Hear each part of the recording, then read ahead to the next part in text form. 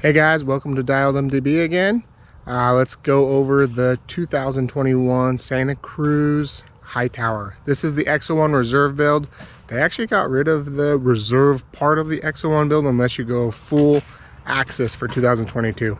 But let's go over this build. It's going to be almost identical except for hubs and the wheels.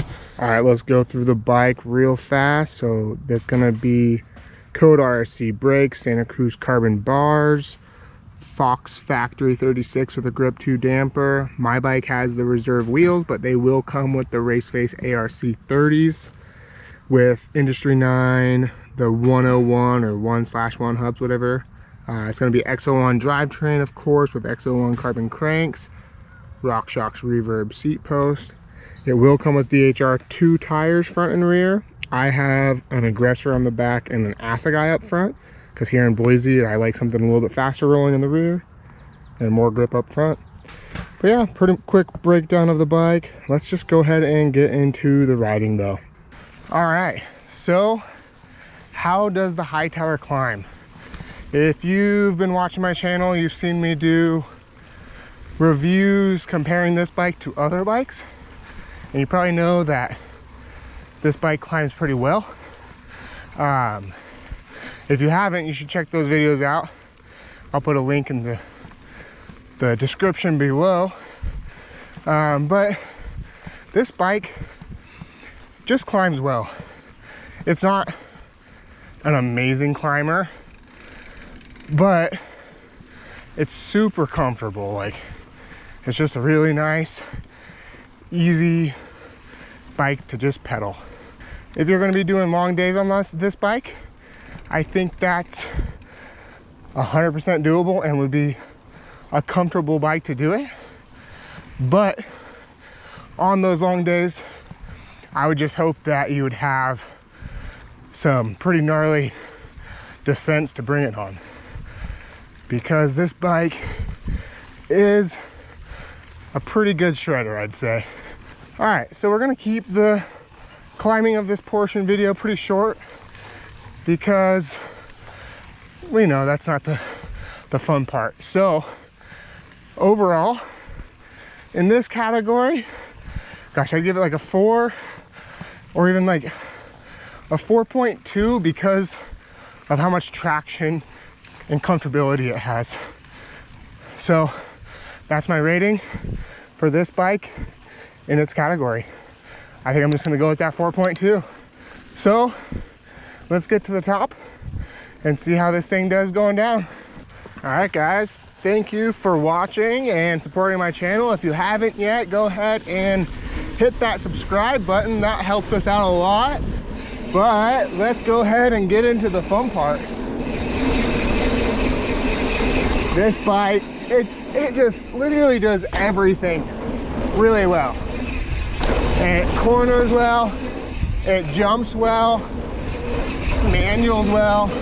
Just, if you're looking for a bike that you're not going to be disappointed in really anything at all, this is probably your go-to bike then. There's other bikes in this category that I have rode, and they're awesome in certain places, better than this bike, but then not as good, drop off in other places. So overall, this bike is just amazing. Like, in my eyes, if it can do everything this well, it's pretty sweet. So it has a 65.2 degree head tube angle in the low setting. In high, it's 65.5, but we know that you're not going to be riding in the high settings, so let's not worry about that. So this bike has a 450 millimeter reach. I'm just over 5'8", and this is a size medium. The wheelbase is 1208 millimeters, I believe, and overall, just a completely rad bike. So let's go ahead and get back to the top and do something a little bit chunkier, because obviously that flow section, it does amazing on. So let's get to something different. All right, a little side note, the 52 tooth top chain ring on the cassette is actually pretty nice with this bike. And it comes with a 30 tooth front chain ring. So when you get into the steep section, it just is nice to have that bailout gear. All right, time for a little bit of shake and bake. So with this bike, I am running Santa Cruz's identical settings for my weight on their website. I just have 5 PSI less in the rear shock.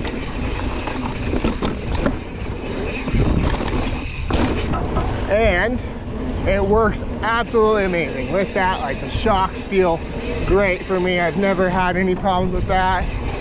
And I will say the Code RSC brakes, I kinda do like Shimano brakes better, but with a few extra bleeds on them, getting them feel a little bit firmer, they work good.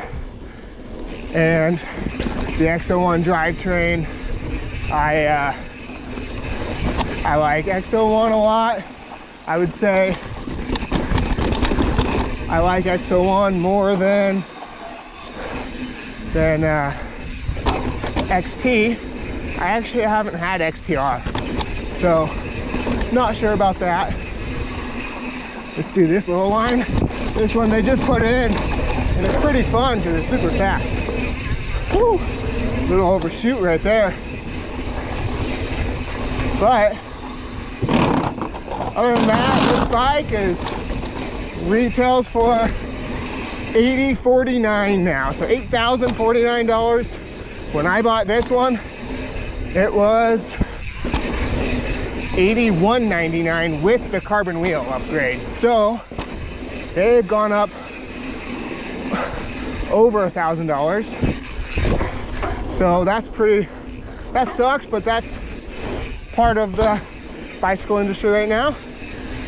All right, but anyways, this bike has been my personal bike for over a year now. I absolutely love the Hightower. Yeah, there's not much else to say about it. So let's get down to rating it. For the Descent, it's not perfect, but it is pretty dang near, in my opinion. So, gosh, I'd race it. I'm gonna go, I got some squeaky from the dust, but I'm gonna go with a 4.8. So 4.8 total on the Descent, and that brings my overall rating of this bike to a solid 4.5 out of 5. So all these ratings have been out of 5, and this bike is amazing. Like, that's all there is to it.